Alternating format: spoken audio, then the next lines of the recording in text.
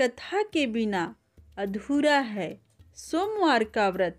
भगवान शिव पूरी करेंगे सबकी इच्छाएं। तो आइए आज हम लोग सुनते हैं सोमवार व्रत कथा। एक बार किसी नगर में एक साहूकार था। उसके घर में धन की कोई कमी नहीं थी, लेकिन कोई संतान न होने के कारण वह बहुत दुखी था। संतान प्राप्ति के लिए वह हर सोमवार को व्रत रखता था और पूरी श्रद्धा के साथ शिव मंदिर जाकर भगवान शिव और माता पार्वती की पूजा करता था। उसकी भक्ति देखकर एक दिन माँ पार्वती प्रसन्न होकर भगवान शिव से साहूकार की मनोकामना पूर्ण करने का निवेदन किया। पार्वती जी के आग्रह पर भगवान शिव ने कहा कि हे पार्वती, इस संसार में हर प्राणी को उसके कर्मों का फल मिलता है और जिसके भाग्य में जो हो उसे भोगना ही पड़ता है। लेकिन पार्वती जी ने साहूकार की भक्ति देखकर उसकी मनोकामना पूर्ण करने की इच्छा व्यक्त की। माता पार्वती के आग्रह पर शिव जी ने साहूकार को पुत्र प्राप्ति का वरदान तो दे दिया, लेकिन उन्होंने बताया कि यह बालक 12 वर्ष तक ही जीवित रहेगा। माता पार्वती और भगवान शिव की बातचीत को साहूकार सुन रहा था, इसलिए उसे न तो इस बात की खुशी थी और न ही दुख। वह पहले की भांति शिव जी की पूजा करता रहा। कुछ समय के बाद साहूकार की पत्नी ने एक पुत्र को जन्म दिया। जब वह बालक 11 वर्ष का हुआ तो उसे पढ़ने के लिए काशी भेज दिया गया। साहूकार ने पुत्र के मामा को बुलाकर उसे बहुत सारा धन देते हुए कहा कि तुम इस बालक को काशी विद्या प्राप्त के लिए ले जाओ। तुम लोग रास्ते में यज्ञ कराते जाना और ब्राह्मणों को भोजन दक्षिणा देते हुए जाना। दोनों मामा भांजे इसी तरह यज्ञ करते और ब्राह्मणों को दान दक्षिणा देते काशी नगरी निकल पड़े। इस दौरान रात में एक नगर पड़ा जहाँ नगर के राजा की कन्या का विवाह था, लेकिन जिस राजकुमार से उसका विवाह होने वाला था वह एक आंख से काना था। राजकुमार के पिता ने अपने पुत्र के काना होने की बात छुपाने के लिए सोचा, क्यों ना उसने साहूकार के पुत्र को दुल्हा बनाकर राजकुमारी से विवाह करा दूं।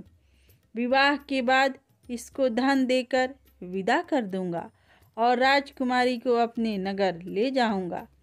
लड़के को दूल्हे के वस्त्र पहनाकर राजकुमारी से विवाह करा दिया गया।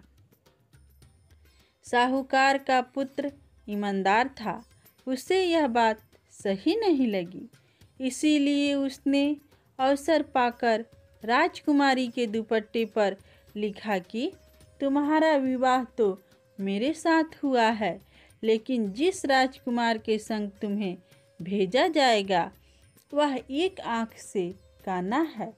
मैं तो काशी पढ़ने जा रहा हूँ। जब राजकुमारी ने चुन्नी पर लिखी बातें पढ़ी तो उसने अपने माता पिता को यह बात बताई।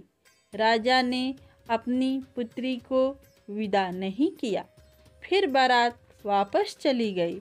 दूसरी ओर साहूकार का लड़का और उसका मामा काशी पहुँचे और वहाँ जाकर उन्होंने यज्ञ किया।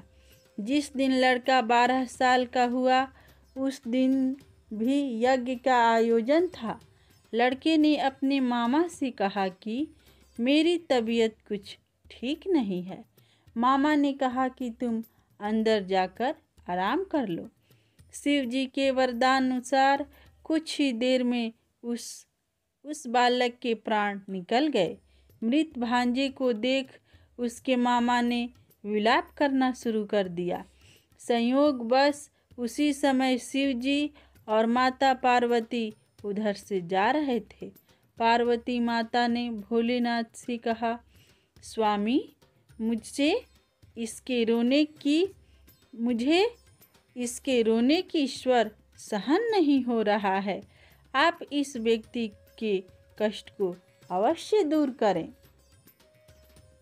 जब शिव जी मृत बालक के समीप गए तो वह बोले कि यह उसी साहूकार का पुत्र है जिसे मैंने 12 वर्ष की आयु का वरदान दिया था। अब इसकी आयु पूरी हो चुकी है। लेकिन मातृभाव से विभोर माता पार्वती ने कहा कि हे महादेव, आप इस बालक को और आयु देने की कृपा करें, अन्यथा इसके वियोग में इसके माता पिता भी तड़प तड़प कर मर जाएंगे। माता पार्वती के पुनः आग्रह पर भगवान शिव ने उस लड़के को जीवित होने का वरदान दिया।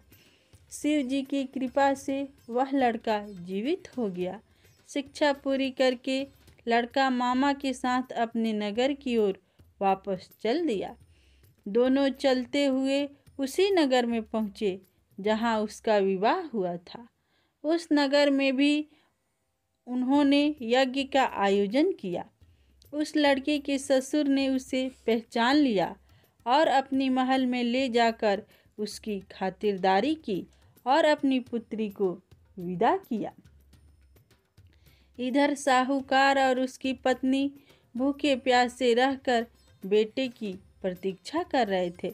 उन्होंने प्रण कर रखा था कि यदि उन्हें अपने बेटे की मृत्यु का समाचार मिला तो वह भी प्राण त्याग देंगे।